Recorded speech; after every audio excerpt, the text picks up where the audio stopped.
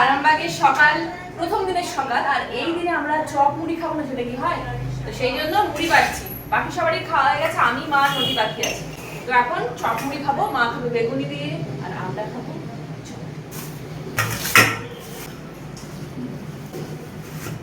এখন তো চপ এনে খান্ত হচ্ছে না। মা আমার কাল থেকে তো সকালে জল খাওয়া স্পেশাল। রাতে সাথে ঘামে নেই ওরকম করে। না আমি কাল প্রথম পোস্ত বাটা দিয়ে করবো তো।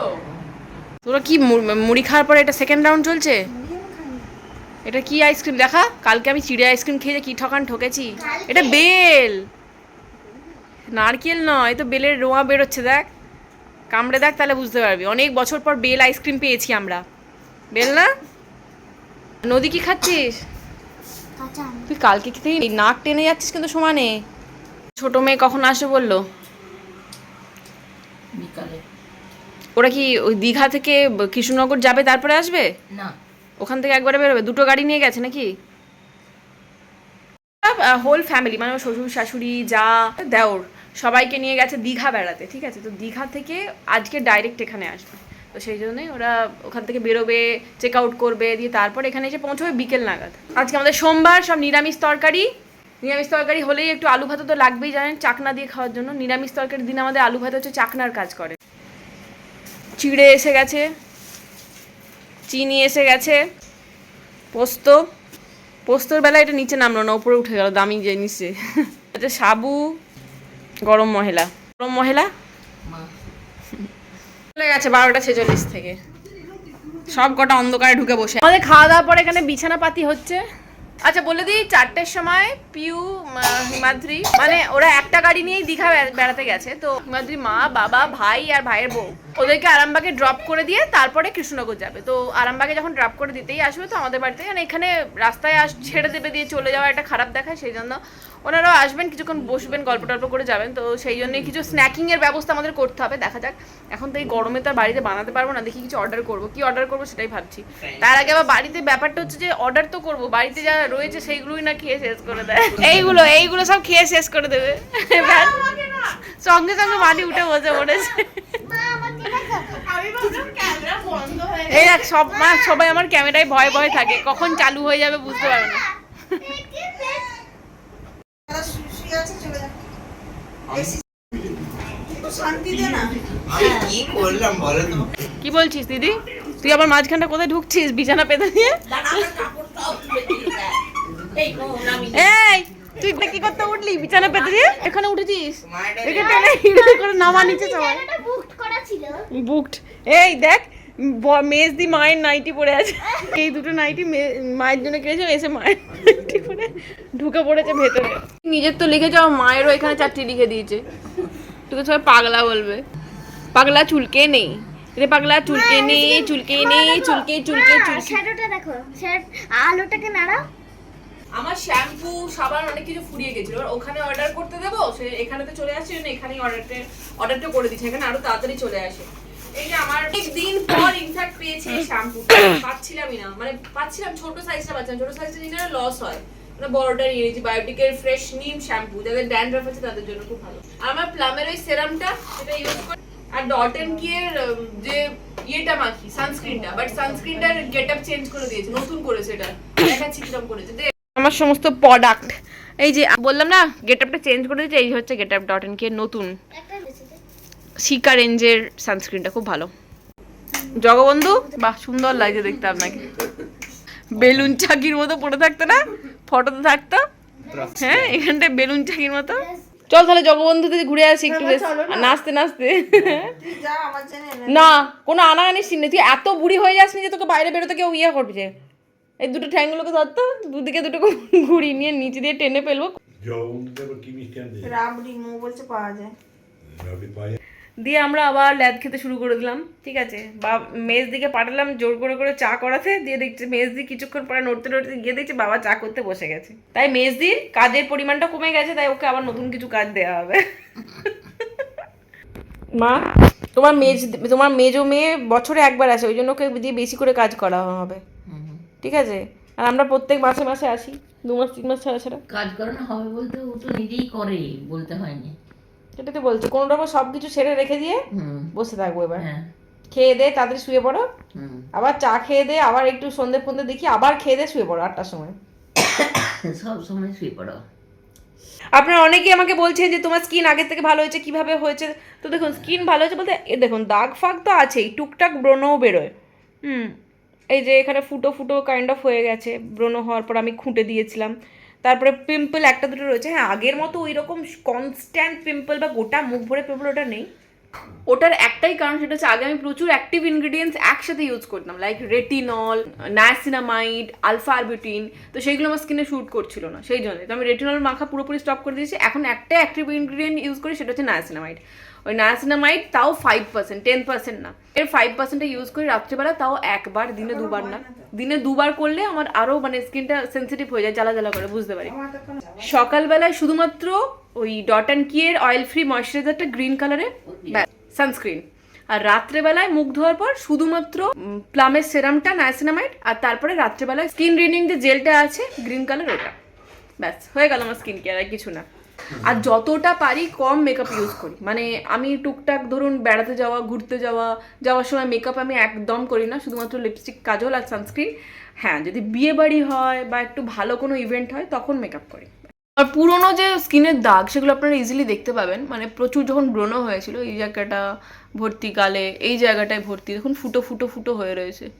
তো এইগুলো পুরোনো দাগ, নতুন পিম্পলের আর দাগ হয় না। বলছো মা, আগে আমার যেরকম পিম্পল হতো এখন আর নেই তো? কমে গেছে অনেকটা। একটা দুটো করে হয়, আম খেলে হয়, মাঝে মাঝে বেশি মিষ্টি খেয়ে নিলে হয়। চা চলে এলো, সাথে বিস্কুট। এখন আবার দুধ, আমুল দুধ গোলা। ও মানে মায়ের চা মানে তো জবা ফুলের চা। ম্যাডাম আপনার কিছু লাগবে? হ্যাঁ একটু গরম গরম বিরিয়ানি লাগবে চায়ের সাথে। আইসক্রিম যদি হয় তো বিরিয়ানি আইসক্রিমও হতে পারে, সব কিছু দিয়ে একটু জমিয়ে দিলেই তো হলো আইসক্রিম। যাচ্ছে রে, চিড়ে আইসক্রিম কেন নিলি? মুখে কিরম চিড়েগুলো পড়ছে, অনেকে বলছে নাকি খেতে ভালো, কিন্তু আমার একদম ভালো লাগেনি। বাবা চায়ের ডিপার্টমেন্টে বসেছে, ঠিক আছে, আমার মেজ দিয়ে হচ্ছে সব কাজ একদম সেই ধনঞ্জয়ের মতো হুড় হুড় দূর দূর করে দেয়, আর আমার বাবা হচ্ছে 1 ঘন্টা ধরে চা করে, মানে চা করতেই 1 ঘন্টা, রান্না করতে কতক্ষণ টাইম লাগবে ভাবুন। তো মেজ দিয়ে এই নিয়ে 5 বার গেল, চা হয়েছে কিনা দেখে যাচ্ছে আর ফিরে চলে আসছে, বলছে যে কাল থেকে বাবাকে আর চায়ের ডিপার্টমেন্টে বসতে দেওয়া যাবে না, যতই ভালো মানে বাবা চাটা খুব ভালো করবে, অনেকক্ষণ ধরে ভিজিয়ে রাখবে, ঢাকা দেবে, ফোটাবে, আর মেজ দিয়ে হচ্ছে হুড়ু হুড়ু করে ফুটি নিয়ে চলে আসবে সঙ্গে সঙ্গে, দিয়ে খাবে। তো এখন আবার গেছে চা আনতে, দেখা যাক এবারে সাকসেসফুল হয় কিনা। দিকে ক্যামেরা তাক করে বসে আছি, দেখি দরজাটা কখন খোলে। এসে গেছে দুজন, ঘন্টা ধরে চা করা। এসে গেছে দুজনে চা হাতে নিয়ে। 2 ঘন্টা ধরে চা করা, এতে 5 মিনিট হয়। 5 মিনিট। নিশ্চয় ছোটটা আমার, ওটা দে। এই যে আমাদের চা এসে গেছে গরম গরম, চিনি দেয়া বিস্কুট, বইয়া পড় খাইয়া পড়। আজকে হচ্ছে নিরামিষ, মানে সোমবার, সেই জন্য পনির হবে। তো রাত্রেবেলায় খাওয়ার জন্য পনির বানাবো। ও মা, আগের দিন একটু পনির বেঁচে আছে, পনির বেঁচে আছে, আর একটা পনির। বাবা এই 2টো প্যাকেটই করে দেবো।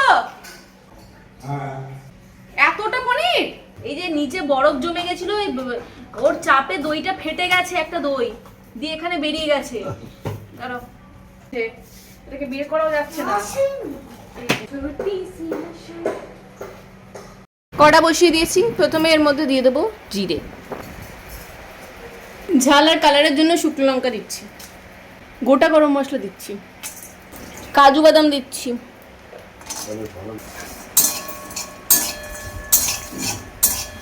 আদা দিয়ে দিচ্ছি,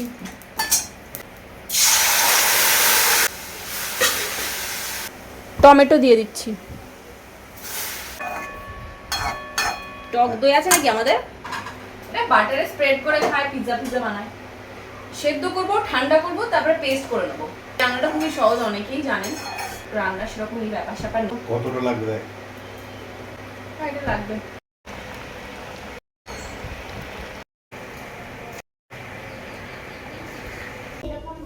এই গরমের মেয়েকে বলিহারি যায়, দেখুন কি আলতা পরার নেশা তার ঠিক নেই। কালকে একবার পড়েছে, আবার ওর উপরে আলতা বোলাচ্ছে। ও চান করবে, আলতাটা ফেড হয়ে যাবে, তারপরে দিন আবার আলতা বোলাবে। তুই ধুলোটার মধ্যে বসে পড়েছিস।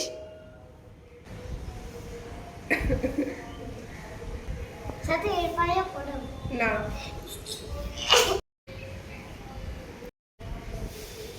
নিচে হাবিলদারের প্যান্ট আর পায়ে আলতা।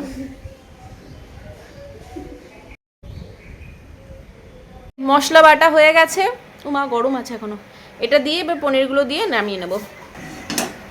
আমি পনিরটা ভাজতাম না, বাবা বলছে পনির ভাজার জন্য, তো ভেজে নেবো হালকা করে। অল্প একটু রাইস অয়েল দেবো, আর মানে সাদা তেল, আর সাথে দেবো অল্প একটু বাটার মিক্স করে, এই যে, তাহলে গন্ধটা ভালো ছাড়বে।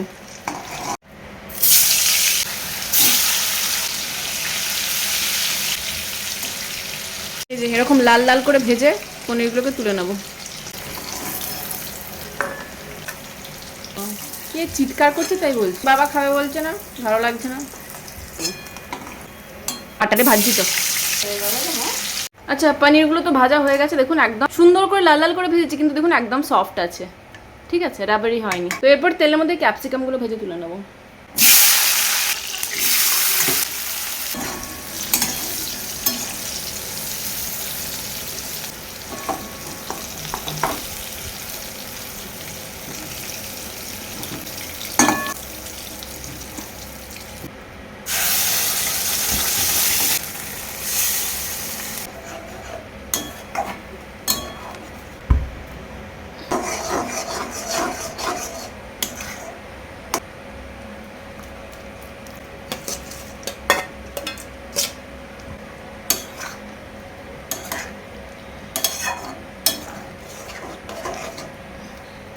আচ্ছা, দেখিয়ে দিই, এই যে এখানে আমার পনির একদম রেডি।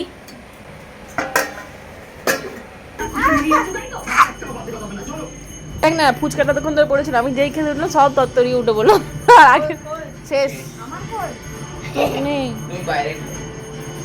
তোর ছিল ফুচকা, তুই তো কিছুই খাস না, সব তো ছেড়ে দিয়েছিস, ওই জন্য আমাদের মাথায় থাকে না তুই কি খাস না খাস।